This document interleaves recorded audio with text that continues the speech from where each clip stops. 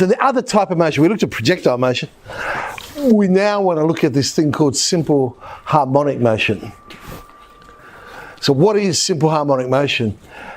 As the name suggests, it is a very simple type of motion. The particles just moving backwards and forwards between 2 points, but in such a way, its acceleration at any point in time is directly proportional to its distance from a fixed point.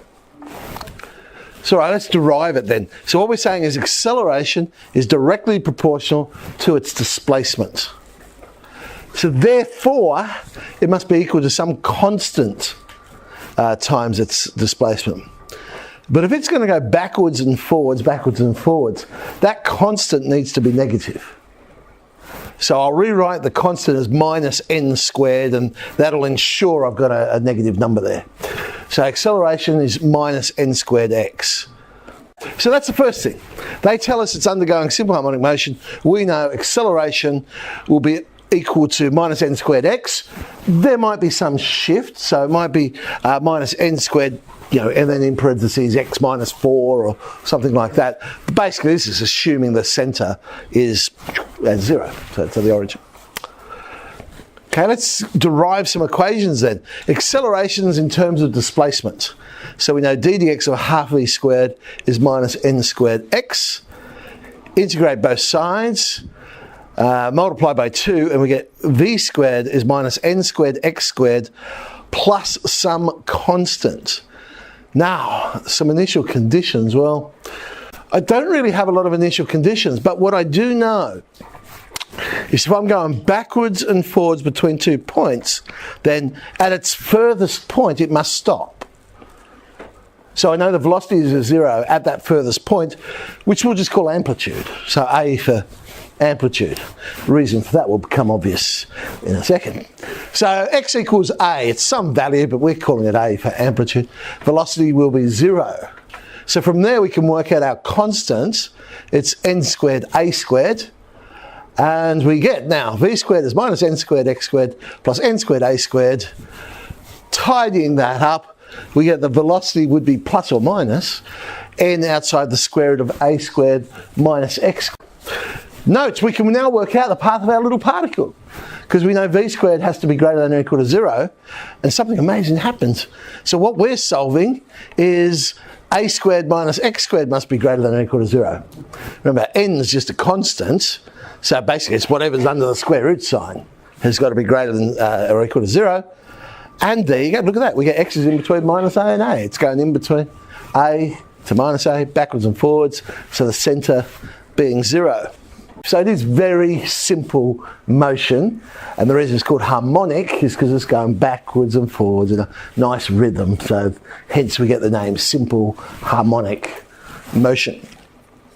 Well, let's find some displacement formulas then. So dx to t is equal to minus n square root of a squared minus x squared. Now, it was plus or minus, you'll remember. So I've chosen minus. Now, our initial conditions we're working with was that velocity was equal to 0. So actually I could have chosen either in this case. Because sub in a and I'll get 0. Well, plus or minus 0 is still 0. So why did I choose minus? This is what I do. The initial condition when t equals 0, if I'm out at the amplitude, I'm going to pick minus. Because I know I'm going to end up integrating something, and I'm going to end up with a cosine function. A cosine function starts at its amplitude, so I'm trying to match the condition, sort of force my solution to be something easy. So if I'm starting in the amplitude, I want to end up with a cosine function, so therefore the standard integral would be minus dx on the square root and so on. So that's why I choose minus. Now if I was initially at the centre, I would choose positive, and then I'd use the inverse sine integral and get a sine curve, because that starts at the origin. So there's my logic, and as you can see, turn it upside down, now I've got that inverse cos integral that we're looking for.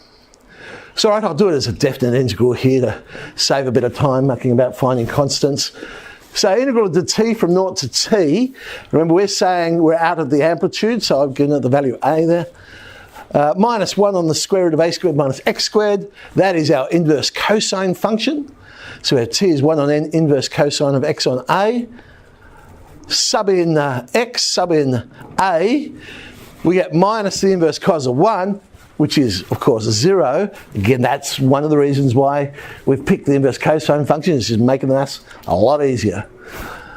And I can rearrange this, and there you go. I get a cosine function. X equals a cosine of nt.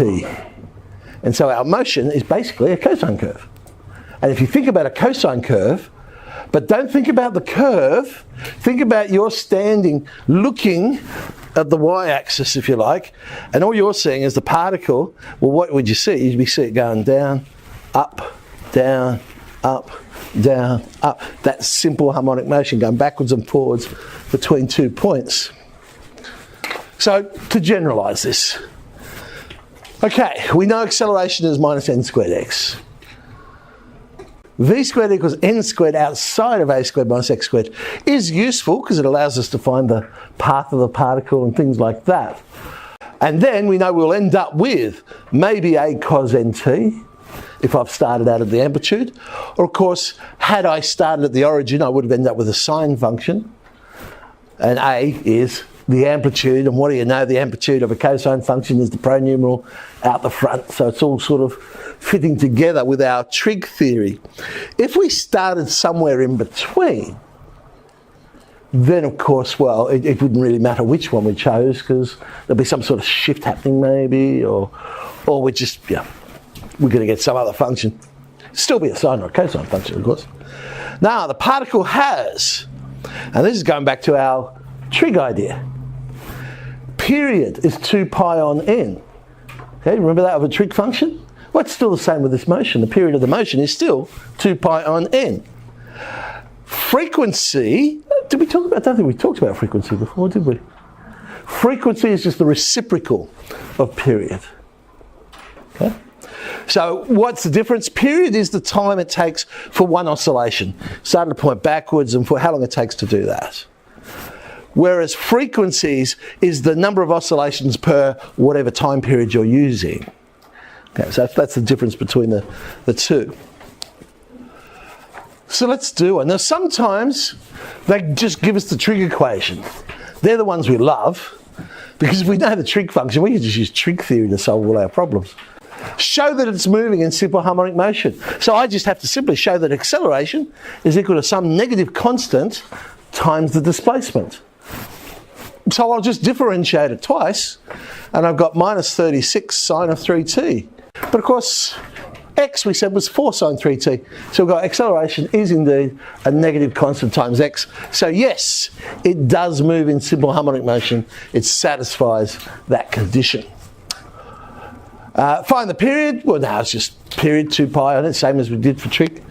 2 pi on 3. And in this question, well, they didn't actually give us the unit, so I've just assumed seconds. It's easier to write seconds than 2 pi on 3 time units, or I don't know. Find the interval in which the particle moves and determine the greatest speed. Again, it is smarter to use the trig equations, because the interval in which the particle moves, well, displacement is 4 sine 3t. The sine curve, remember, it's like standing at the y-axis. What's it do? Well, it's going between 4 and minus 4. There it is. I don't need to go and do all that integration that I did before. And the greatest speed, well, there's my velocity equation. The biggest that cosine function's ever going to be is 12. So that must be the greatest speed.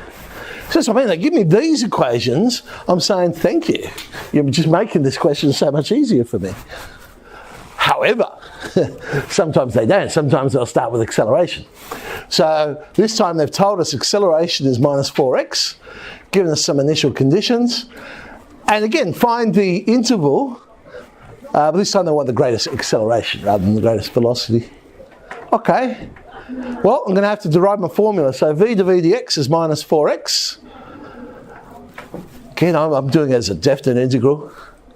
So integrate each of those. V squared will end up being negative 4x squared. Have I lost a 2 there? Oh no, because we divide by 2. I thought I'd lost my 2 there, but that's okay.